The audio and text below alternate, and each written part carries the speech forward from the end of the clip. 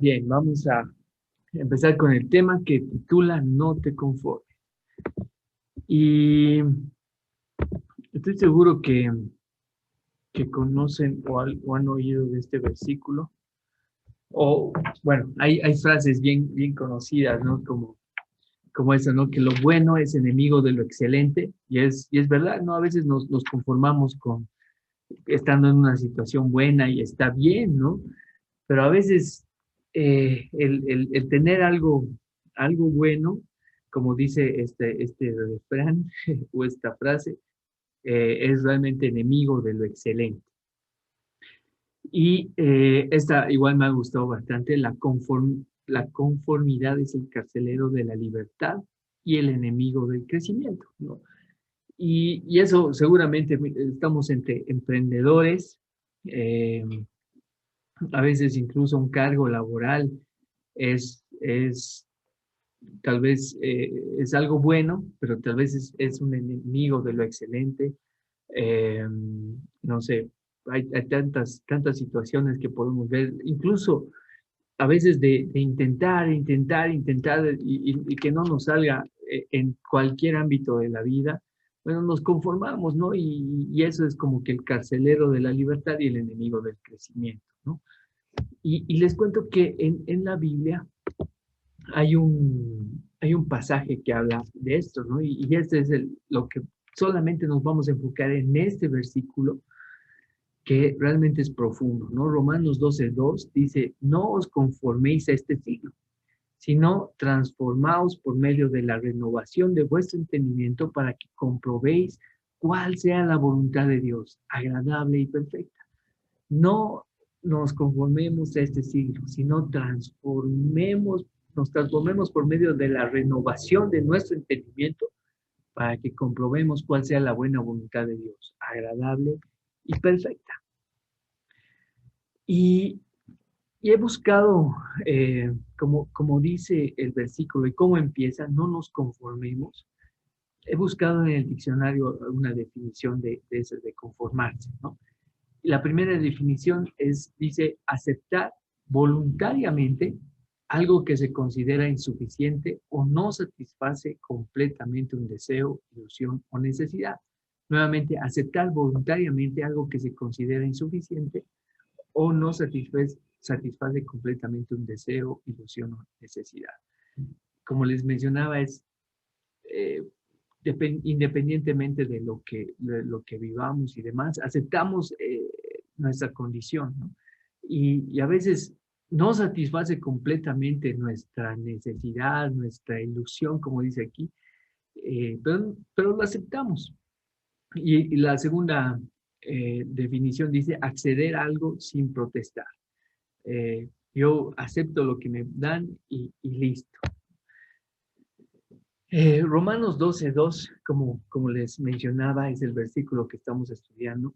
Y en la versión Reina Valera, hay varias versiones de la Biblia. La, la, que, la que más se ha utilizado en cuanto a la traducción y se ha dicho que es la más fidedigna, una de las más fidedignas, es esta, la Reina Valera 60. Pero siempre yo les invito a que para tener un mayor entendimiento de lo que quiere decir la Biblia, es que si vemos un versículo, también lo comparemos con otras versiones.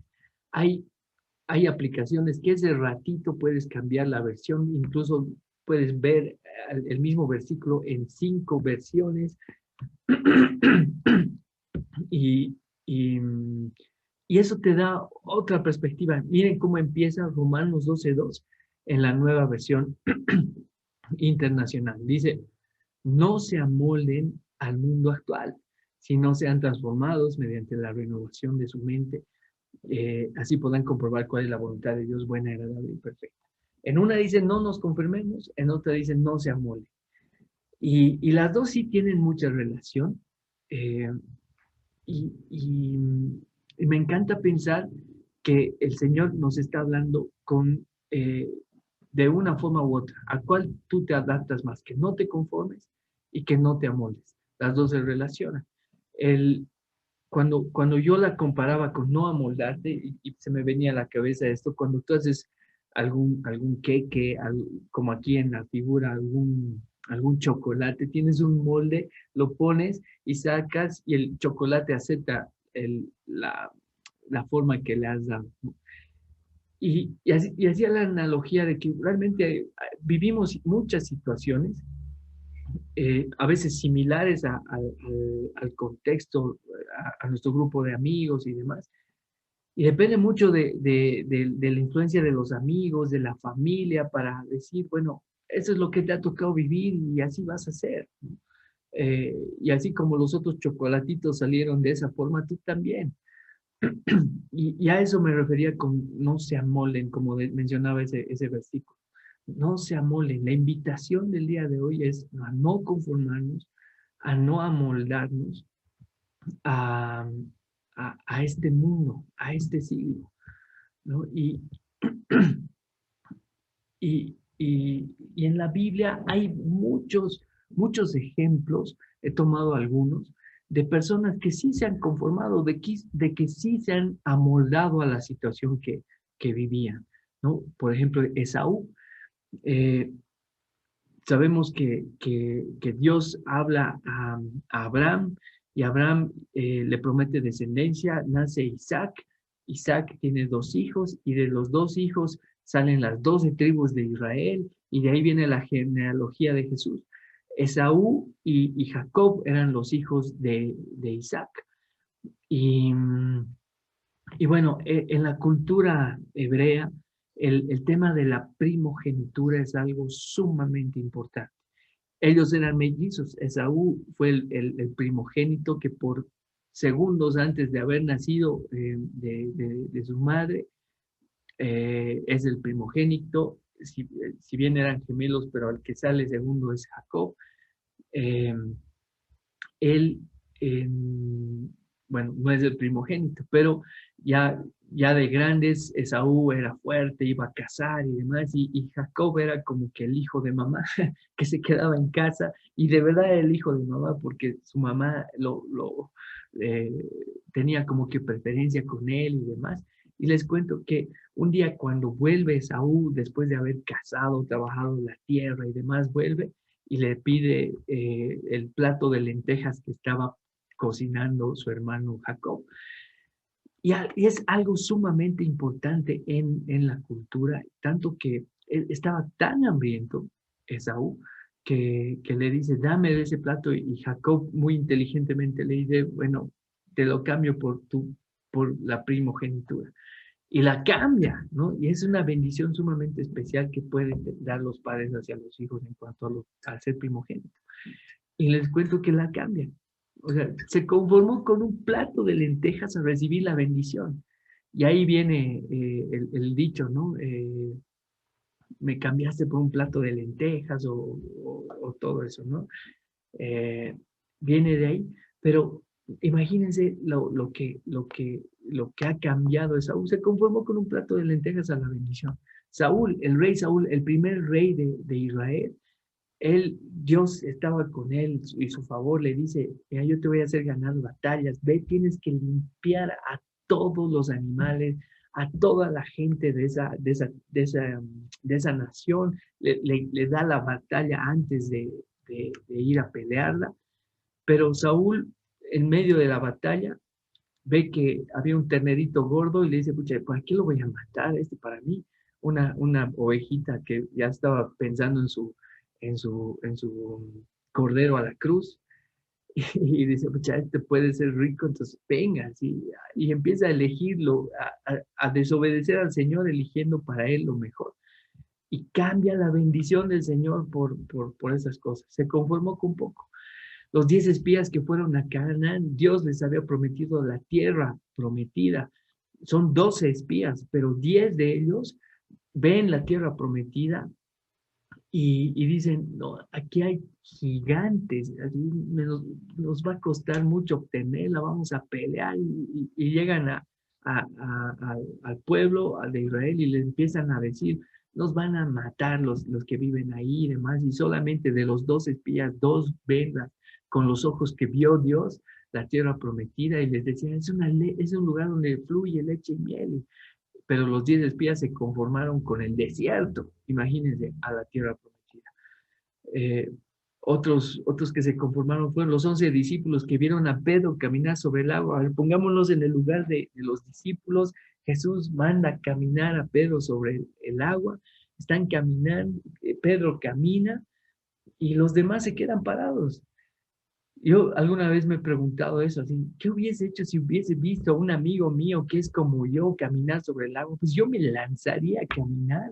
Pero los 11 discípulos, tal vez por lo miedo y demás, se quedaron ahí, ¿no? Y se conformaron con ver a alguien caminar sobre el agua y no ir a caminar.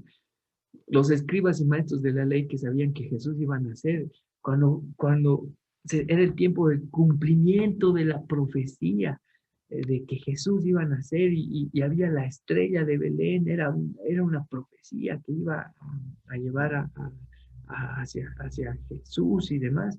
Ellos sabían, incluso los sabios del oriente, los conocemos como los reyes magos, llegaron y les preguntaron, y ellos les dijeron, así los escribas y maestros, sí, ya es el tiempo del cumplimiento, tienen que ir a Belén y demás. Pero yo me pregunto, ¿por qué ellos no fueron a conocer al Mesías? Y se conformaron solamente con dar indicaciones. Y también siempre me he preguntado de las multitudes de que seguían a Jesús, miles, hasta el día de hoy, son miles de personas que siguen a Jesús. Pero hay una gran mayoría que se conforma solamente con verle lejos, ¿no? Y se conforman, ¿no? Con su milagro y listo. El versículo menciona que no nos conformemos a este siglo. ¿Y qué ofrece este siglo? Eh, ¿Qué ofrece este siglo o este mundo? Eh, y aquí hay dos versículos que hablan de lo que ofrece.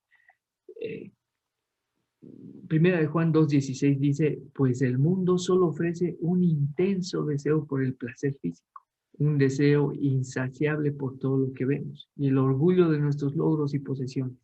Nada de eso proviene del Padre, sino que viene del mundo. Y es verdad, así reflexionando muy sinceramente de todo lo que dice este versículo, el mundo te ofrece placer físico, te ofrece deseo incansable por todo lo que vemos, lo que brilla, el dinero, las posesiones, el estatus y demás, el orgullo de nuestros logros, tener cargos altos y demás, ver cuánto tengo. Y nada de eso proviene del Padre, dice la Biblia, sino que viene del mundo. Y, y, y son cosas vacías, ¿no? Son cosas que son del mundo y se van a quedar en el mundo. No nos hemos venido hablando de esta vida en plenitud y demás. Son cosas que el mundo jamás, pero jamás nos va a proporcionar esa vida en plenitud. Nada de lo que tengamos, nada de lo que dice este versículo nos va a, a llenar, a satisfacer esa vida en plenitud, ¿no?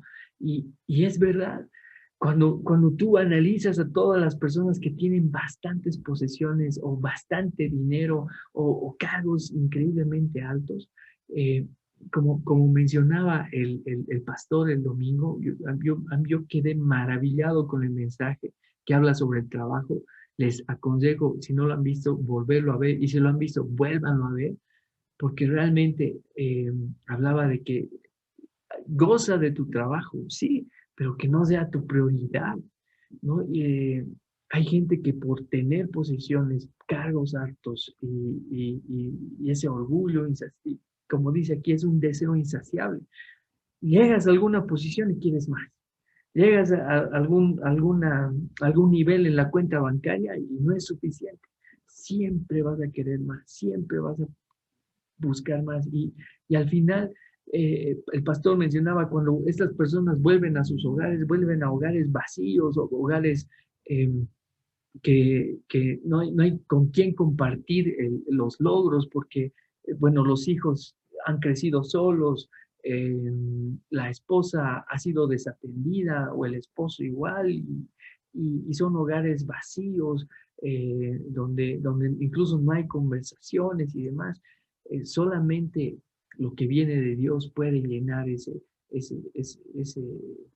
vida en plenitud, nos puede proporcionar.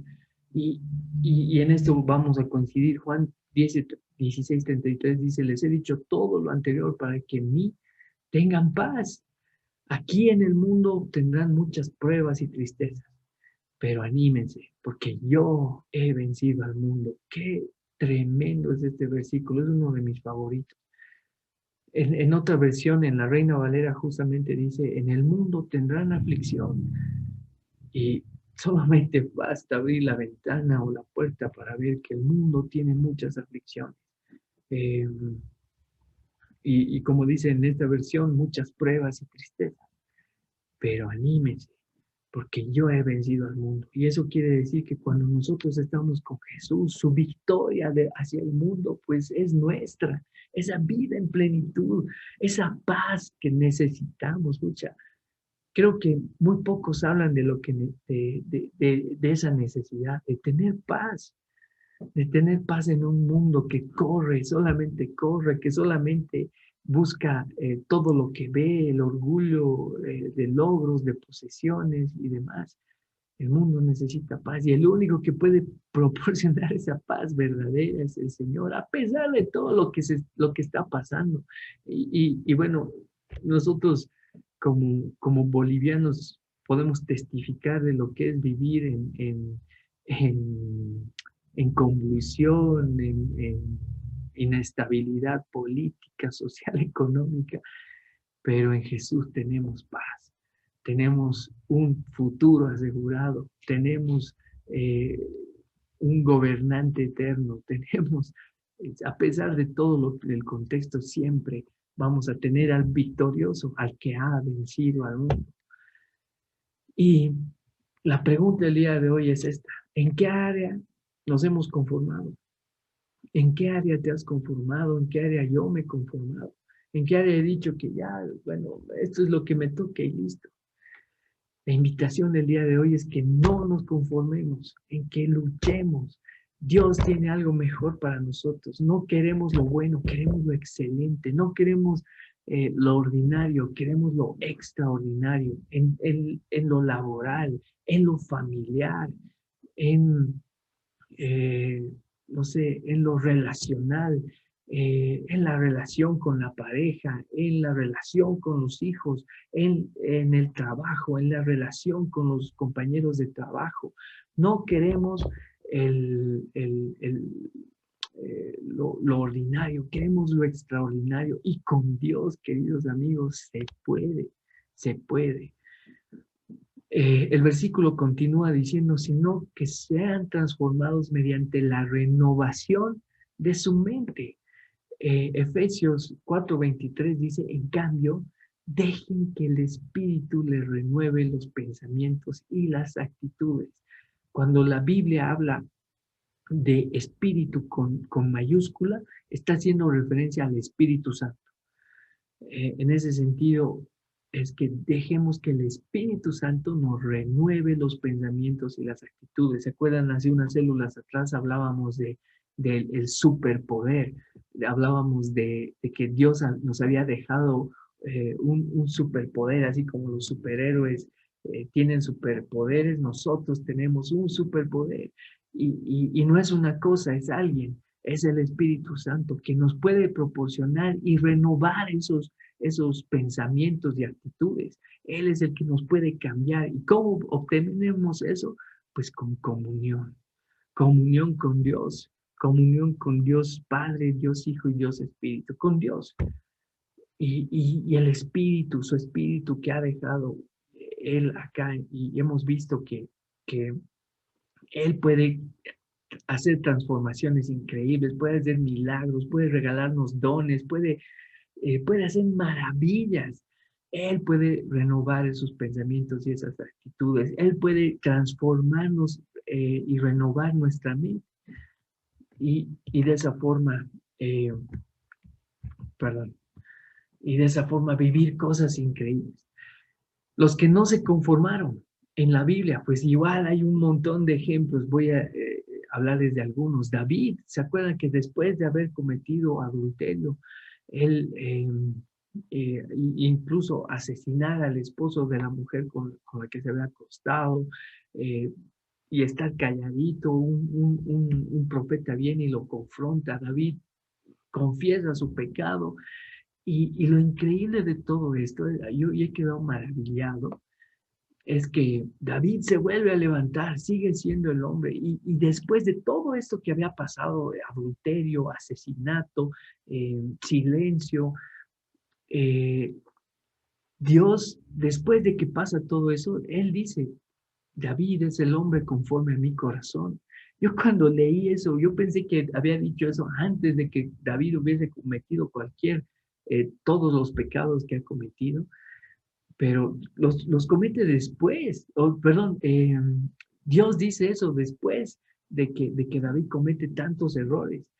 Yo quedé maravillado y dije, pucha, Dios, o tú no leíste la Biblia, o, o realmente te olvidas. Cuando tú perdonas un pecado, te olvidas. La Biblia menciona que cuando Él perdona, así como separa el norte del oriente, ¿cómo es? El occidente del oriente, así olvida nuestros pecados y los bota al fondo del mar y se olvida. Y realmente qué increíble es nuestro Dios y qué misericordioso. David se levanta y sigue siendo un rey. Pedro, después de negar a Jesús 3 veces, el Pedro que se fue llorando y tristemente vuelve a pescar, el Pedro que negó al Señor, no se conformó, y luego es Pedro, la piedra donde se fundó la iglesia, que con su sombra curó a enfermos. Ana, la madre del profeta Samuel, le habían dicho que era estéril, le había dicho que no podía tener hijos, y ella no se conforma y clama al Señor, y sabe que con el Señor iba a poder, y le clama, le ora, le pide, y el Señor le concede y le da un hijo. Y qué tremendo hijo, pues el profeta Samuel fue juez y profeta, y él ha escrito 2 libros de la Biblia increíbles en el que habla toda la historia de David. Jacob, después de ser engañado por Labán, igual es una historia súper linda. Jacob se enamora de la hija de Labán y le pide que se case con él, y su papá, aprovechándose de él, le dice, bueno, si quieres casarte con mi hija, sí. Bueno, entonces trabaja para mí 7 años, imagínense, 7 años trabajando por la mujer que amaba. Y era su motivación. Llega a los 7 años, y Labán le da vino por demás. En la noche de bodas le cambia la hija, y al día siguiente despierta y ¡ah! La sorpresa de que se había casado con la hija mayor, y que la Biblia la describe como que tenía ojos bonitos. No dice nada más de la hija, pero a la hija menor eh, la describe que era hermosa y demás, y Jacob, confundido, le dice, Señor, me dio a la hija equivocada. Le dice, bueno, ¿quieres a la hija menor? Bueno, entonces tienes que trabajar 7 años más, imagínense, 7 años más. Y él no se conforma y trabaja los 7 años pensando y anhelando el casarse con la mujer que amaba. Abraham, conocemos que recibe la promesa en su juventud de tener un hijo, pero pasan los años y pasan los años y pasan los años, incluso tiene un hijo con una sirvienta, porque como no venía el hijo, pues él quiere ayudar un poco a Dios. Eh, pero después de eso, el Señor le confirma de que sí va a tener un hijo con su esposa Sara, y sigue creyendo, y a los 100 años tiene su hijo. No se conforma. La mujer cananea, este es un ejemplo súper bueno en el que Jesús le dice, yo por primera vez en la Biblia veo que Jesús rechaza el ayudar a una persona, pero tenía un propósito, y ese tiene una enseñanza súper linda. La mujer cananea le dice, Señor, mi hijo está atormentado por un demonio, por favor haz algo. Y él le dice, no, yo solo he venido a bendecir a los israelitas, ¿no? Al pueblo de Dios. Y él le dice, Señor, pero hasta los perritos comen las migajas que hacen caer los señores de su mesa. Y Jesús sonriendo le dice, mujer, grande es tu fe. Nos quería enseñar algo sobre la fe. Que se haga como has creído. Y la mujer no se conformó con el rechazo, no solamente de Jesús, sino de los discípulos, y consiguió su, su, su milagro.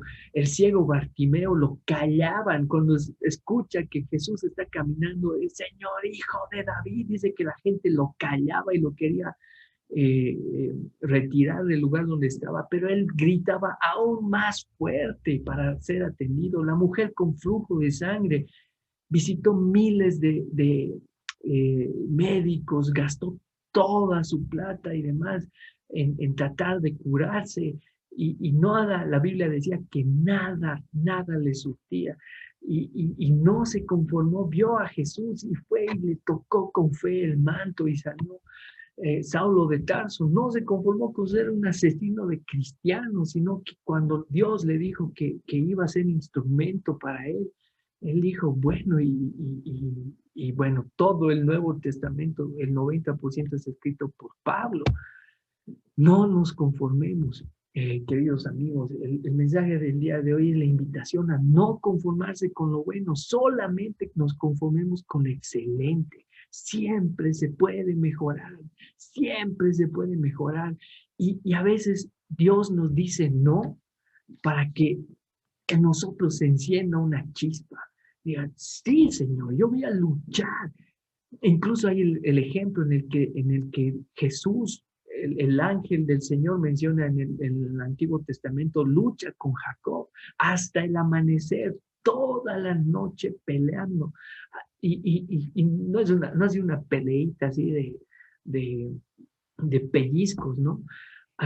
Fue una pelea realmente dura. Dice la Biblia que le dio un golpe en la cadera el Señor y le descaderó a Jacob. Imagínate, descaderado, luchando. A veces nosotros nos rasguñamos y ya no queremos saber de nada, o nos resfriamos y no queremos ir a trabajar. Jacob con la cadera dislocada, luchando hasta el amanecer y diciéndole, no te voy a dejar hasta que me bendigas, no te voy a dejar. Y esa debería ser nuestra oración muchas veces. Tenemos que renovar nuestro entendimiento con la ayuda del Espíritu Santo. A veces estamos sumergidos en un mundo en el que el contexto, la nación, la familia, los amigos nos dicen no puede, pero el Espíritu Santo nos dice sí puedes, sí puedes. El único que determina hasta dónde vamos es el Espíritu Santo. Y a veces el Espíritu Santo a través de Jesús y Dios a través del Espíritu Santo nos dice no, pero para que nosotros demostremos eso, queremos, Señor, queremos que me bendigas y no me voy a levantar en oración hasta que me bendigas.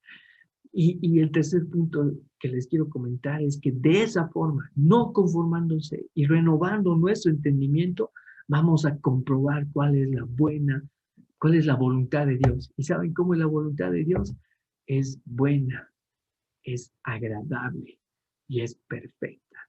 Muchas veces, queridos amigos, queridas amigas, vivimos situaciones que no son buenas, que no son agradables, que no son perfectas. Y es que tal vez el Señor está esperando justamente esto, que no nos conformemos, que renovemos nuestro entendimiento y de esa forma, a pesar de la situación que vivamos, tener un entendimiento más hacia una perspectiva mayor a lo que vivamos, y ahí sí determinar que su voluntad es buena, que es agradable y que es perfecta.